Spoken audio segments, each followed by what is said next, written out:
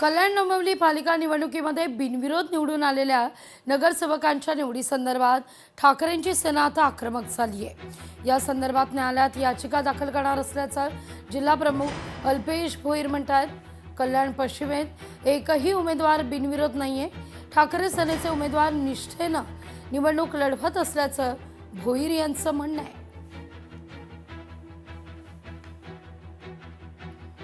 आपण हे पण पाहिलं की काल स्वतः सगळे उमेदवार जे बिनविरोध म्हणून निवडून स्वतःलाच घोषित करून घेतलं। मुळात निवडणूक प्रक्रियेमध्ये नोटा हा एक ऑप्शन दिला गेलेला आहे आणि निवडणूक प्रक्रिया पूर्ण झाल्यानंतरच एखादा उमेदवार हा डिक्लेअर केला जातो निवडणूक आयोगातर्फे का तो निवडून आला की नाही। पण काल तर तुम्ही TV चॅनलला सगळे निवडून आलेले उमेदवार कालच नगरसेवक झाले म्हणून जाहीर करून टाकलं।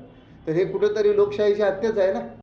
ब्रेकनंतर महत्त्वाची बातमी आहे। ठाकरेंच्या कार्यालयाबाहेर गायीऐवजी बोकड बांधण्याची वेळ आहे। छत्रपती संभाजीनगरचे भाजपचे जिल्हाध्यक्ष किशोर शितोळेंचा हल्लाबोल आहे। ठाकरेंच्या शिवसेनेत रशीद मामूला प्रवेश दिल्यानंतर निशाणा साधला जातोय।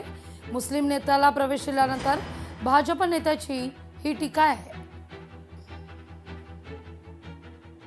आमचे सहकारी माननीय आमदार प्रदीपजी जयस्वाल साहेब हे सुद्धा हिंदू आहेत, कडव्या हिंदुत्वाचे सांभाळ करणारे आहेत।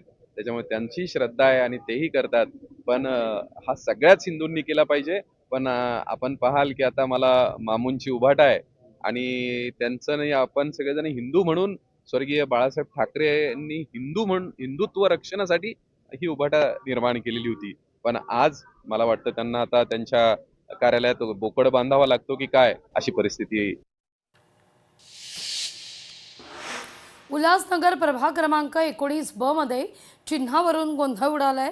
उमेदवाराला भाजपची कमळ निशाणी देण्यात आली, मात्र भाजप म्हणतोय तो आमचा अधिकृत उमेदवारच नाहीये।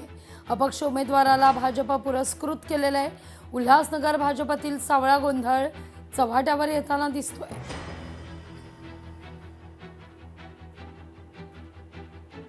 उमेदवारी डावललेल्या इच्छुकांची चंद्रशेखर बावनकुळे यांनी भेट घेतली आहे।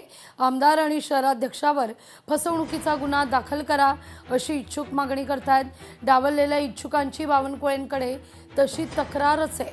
पक्षाची अधिकृत यादी बदलल्याचा आरोप होतोय। आम्ही चंद्रशेखरजी बावनकुळे यांना भेटून आमची उमेदवारी जी काढण्यात आली आहे 17 लोकांची त्या आणि प्रदेशाध्यक्ष रवींद्रजी चव्हाण यांच्या स्वाक्षरीने ते अधिकृत यादी आली होती। या विधानसभा क्षेत्राचे आमदार आणि माजी जिल्हाध्यक्ष सुभाष कासमगोटवार यांनी परस्पर आमचे नाव 17 लोकांचे नावं काढून त्यामध्ये आर्थिक देवाणघेवाण करून आमचे जे एबी फॉर्म आहे दुसऱ्यांना विकण्यात आले आहे। त्या संदर्भात आम्ही चंद्रशेखरजी बावनकुळे यांची भेट घेतली आणि त्यांना निवेदन दिलं की प्रदेशाध्यक्ष